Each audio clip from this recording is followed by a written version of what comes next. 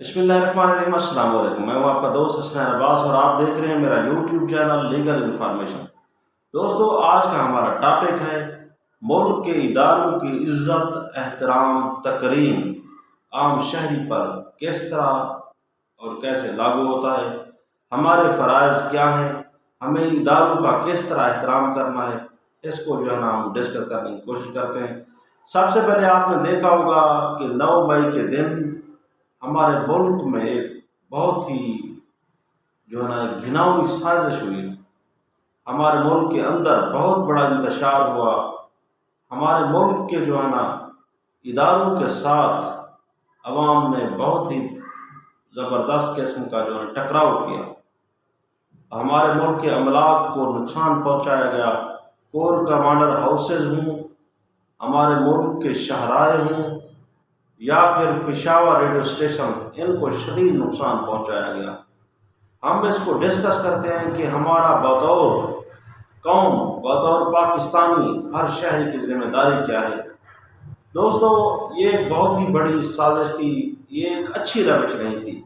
Development country में यानी कि तरक्की याफ्ता ममालिक में ऐसे जो है ना हरकत करने की वजह से हमारा जो है ना इमेज वो अच्छा नहीं जाता। हमें जो है ना तरक्की याफ्ता मुल्कों की सफ में खड़ा होने के लिए मुहज़्ज़ब कौम बनना होगा। सबसे पहले हमें अपने इदारों की इज्जत और एहतराम हर शख्स को जान लेना चाहिए कि ये सबसे पहले है। यानी कि अगर हमारे इदारे हैं तो हमारे मुल्क पाकिस्तान की बका है, हमारे मुल्क की बका है तो हम अवाम जिंदा हैं। हमारी जो है ना मुसल्लह अफवाज जो 24 घंटे सरहदों की हिफाजत करती हैं, साथ ही मुश्किल से मुश्किल वक्त में अवाम के शाना बशाना खड़ी रहती। यानी आपने देखा होगा कभी फ्लड आ जाते हैं, ज़लज़ले आ जाते हैं या मुल्क कौम पर कोई भी आफत आ पड़ी तो ये मुसल्लह अफवाज के जवान अवाम के साथ शाना बशाना खड़े हो जाते हैं, दिन रात एक कर देते हैं। किसी भी मुल्क की बका के लिए आज़ाद अदलिया का होना बहुत ज़रूरी है।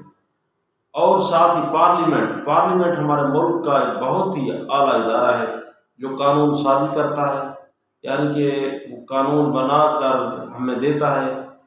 फिर आगे आ जाता है लॉ इन्फोर्सिंग एजेंसीज और अदालतें, ये फिर कानून की तशरीह करती हैं, कानून को लागू करती हैं ताकि हमारे मुल्क का जो सिस्टम है वो रेगुलेट हो सके, हर शहरी को अपनी डोमेन में रहते हुए इंसाफ मिल सके और हर इदारा अपनी डोमेन में रहते हुए अपना जो है ना फ़राइज़ सर अंजाम दे सके। दोस्तों, हमें बहसीयत कौम, बहसीयत मुसलमान और बहसीयत पाकिस्तानी सच्चे मुहब्बिल वतन होने का सबूत देना होगा। आइंदा कभी भी जो है ना कोई प्रोटेस्ट यानी कि एहतजाज करना हर आदमी का हक है, लेकिन उसके भी दायरे हैं।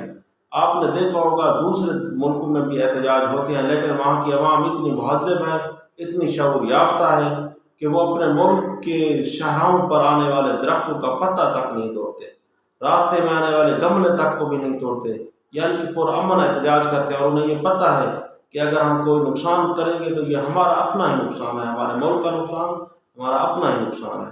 दोस्तों, ये रविश बहुत गलत चल चुकी है। खा कोई भी पार्टी हो, किसी भी आदमी का किसी भी पार्टी से ताल्लुक हो, ये ताल्लुक एक अलहदा चीज़ है। किसी भी पार्टी से उसकी वाबस्तगी हो, ये वाबस्तगी अलहदा चीज़ है। किसी भी पार्टी के मंशूर के साथ उसके जहन की हम आहंगी हो, ये एक अलहदा चीज़ है। लेकिन हमें सबसे पहले एज आ पाकिस्तानी, एज आ मुसलमान ये सोचना होगा कि हमारे मुल्क की बका, हमारे इदारों की इज्जत व एहतराम हम सब पर अव्वलीन फ़र्ज़ है।